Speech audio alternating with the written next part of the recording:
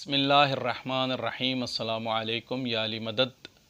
तर्जुमान शिया T V की जानिब से हाज़िर खिदमत हूँ। नाज़रीन किराम, आज का मसला है फ़िक़्ह जाफ़रिया और मसला तलाक़।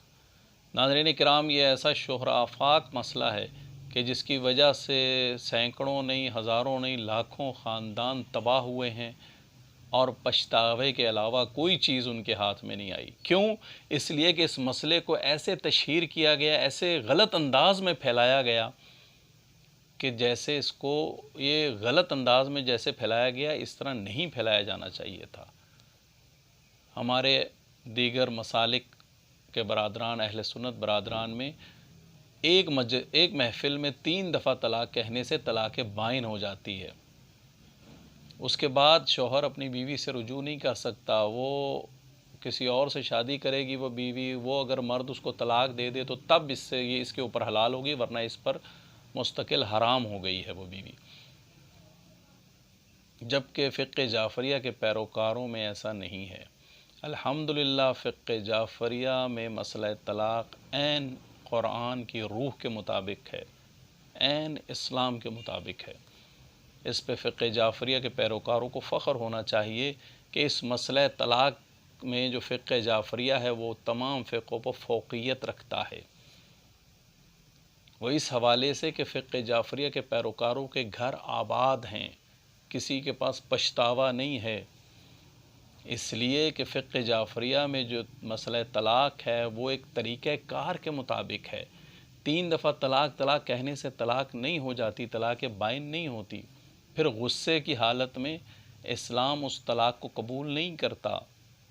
गुस्से की हालत में तलाक़ करार ही नहीं, वाक़या ही नहीं होती, करार वाक़या नहीं होती तलाक़। फ़िक़्ह जाफ़रिया जो तरीक़ा तलाक़ बताता है वो ये है कि जब एक शौहर ने फ़ैसला कर लिया अपनी बीवी को छोड़ने का, वो उसके साथ नहीं रह सकता। अव्वल तो कोशिश की जाती है मुसालहत हो जाए, किसी तरह से सुलह सफ़ाई हो जाए, दोनों तरफ का गुस्सा ठंडा हो जाए।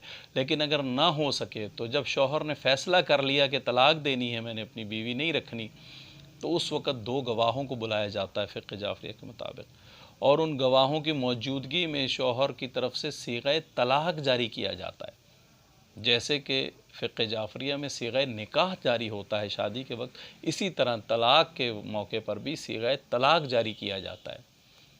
अगर ख़ुद उस शौहर को अरबी सीगे नहीं आते तो किसी आलिम की तरफ से वो वकील बनकर उसके सीग़े तलाक़ जारी करता है। ये हो गई पहली तलाक़, जब सीग़े तलाक़ जारी हो। उस दौरान वो शौहर दौरान इद्दत अपनी बीवी से रुजू कर सकता है, वो दोबारा से मियाँ बीवी हैं। फिर मसला फ़र्ज़ करें उनका ख़राब होता है, खुदा न खास्ता दूसरी दफ़ा तलाक़ की नौबत आती है, फिर वो शौहर 2 गवाहों की मौजूदगी में इसी तरीक़ाकार के मुताबिक सीग़े तलाक़ जारी करता है। फिर वो तलाक़ हो जाती है। दूसरी तलाक़ होने के बाद दौरान इद्दत वो शौहर अपनी बीवी से रुजू कर सकता है। और फ़र्ज़ कर लें इद्दत का वक्त भी गुज़र गया, 2 तलाक़ें हो गई, इद्दत का वक्त गुज़र गया, तो दोबारा रज़ामंदी से निकाह हो सकता है, सीग़े निकाह जारी हो सकता है, दोबारा उसकी बीवी बन सकती है। हाँ, फिर तीसरी दफ़ा वो तलाक़ देता है, इसी तरह गवाहों की मौजूदगी में सीग़े तलाक़ जारी होता है, तो अब वो बीवी उस पर हराम है।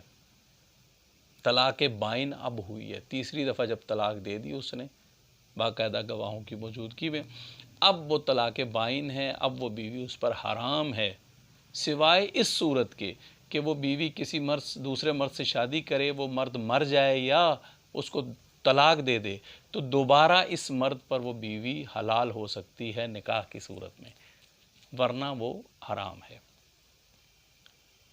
देखिए, अहले सुन्नत बरादरान में जब एक महफ़िल में 3 दफ़ा तलाक़ें दी जाती हैं, तो उसमें जब पहली दफ़ा उसने तलाक़ दे दी, ज़ौजती तालिक़ुन कह दिया कि ये मेरी ज़ौजा नहीं है, मैं इसे छोड़ रहा हूँ, तलाक़ दे रहा हूँ, तो दूसरी दफ़ा तलाक़ कहने की वजह क्या है?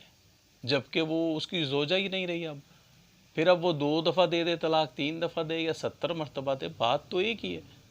पहली तलाक़ पे वो उसकी ज़ौजा ही नहीं रही, तो दूसरी दफ़ा या तीसरी दफ़ा तलाक़ देना गलत है एक महफ़िल में। लिहाजा जैसे मैंने अर्ज़ किया कि इस शोहरा आफाक मसले को फ़िक़्ह जाफ़रिया ने कुरान के मुताबिक पेश किया। सूरह बक़रा में खुदावंद क़ुद्दूस फरमा रहा है, बिस्मिल्लाहिर्रहमानिर्रहीम, الطلاق مرتان فامساکم بمعروف او تسریح باحسان، یعنی طلاق 2 مرتبہ ہے، خدا بند قدوس فرما رہا ہے۔ اس کے بعد یا تو قاعدے کے مطابق روک لینا چاہیے، تیسری طلاق کی نوبت نہ آئے، یا پھر اچھے برتاؤ کے ساتھ اس کو رخصت کر دیا جائے۔ اسی سورہ بقرہ میں آگے اگلی آیت میں ارشاد ہو رہا ہے فَإِن طَلَّقَهَا فَلَا تَحِلُّ لَهُ مِن بَعْدُ حَتَّى تَنكِحَ زَوْجًا غَيْرَهُ، اگر تیسری مرتبہ طلاق دے دے تو اب یہ اس مرد پر حرام ہو گئی ہے، جب تک وہ دوسری شادی کرے، وہاں سے بھی طلاق ہو جائے یا وہ شوہر مر جائے تو تب اس پر حلال ہو سکتی ہے، ورنہ حرام ہو گئی ہے۔ تو یہ مسئلہ طلاق فقہ جعفریہ کے مطابق قرآن کی روح سے ایسے ہے۔ پھر سیرت رسول میں بھی ملتا ہے کہ رسول اللہ کے زمانے میں ایک صحابی کے بارے میں رسول اللہ نے سنا کہ اس نے ایک محفل میں 3 دفعہ طلاق دے دی ہے، تو رسول اللہ رحمت للعالمین غضبناک ہوئے اور فرمایا کہ میرے ہوتے ہوئے کتاب اللہ سے کھیلا جا رہا ہے، منع فرمایا رسول اللہ نے۔ بہرحال ہم نے چونکہ فقہ جعفریہ کا مسئلہ طلاق پیش کرنا ہے، دوسرے جو فرقے ہیں ان کی ہم نے ترجمانی نہیں کرنی، لیکن ہم یہ ثابت کر سکتے ہیں کہ اہل سنت میں بھی ایک محفل میں 3 دفعہ طلاق کہنے کو 1 مرتبہ ہی گردانا جاتا ہے۔ بہرحال یہ فقہ جعفریہ کی طرف سے موضوع تھا طلاق کا، مسئلہ طلاق جو میں نے آپ کے سامنے رکھا۔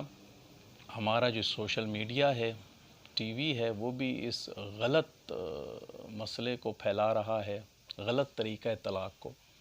ٹی وی ڈراموں میں بھی آپ دیکھ لیں، سوشل میڈیا پر بھی جب میاں بیوی غصے میں آتے ہیں تو شوہر جو ہے غصے میں طلاق طلاق طلاق کہہ دیتا ہے 3 دفعہ، اور وہ طلاق ہو جاتی ہے، اس کے بعد صرف پچھتاوا ہی پچھتاوا ہوتا ہے۔ تو اس کو رائج نہ ہونے دیں۔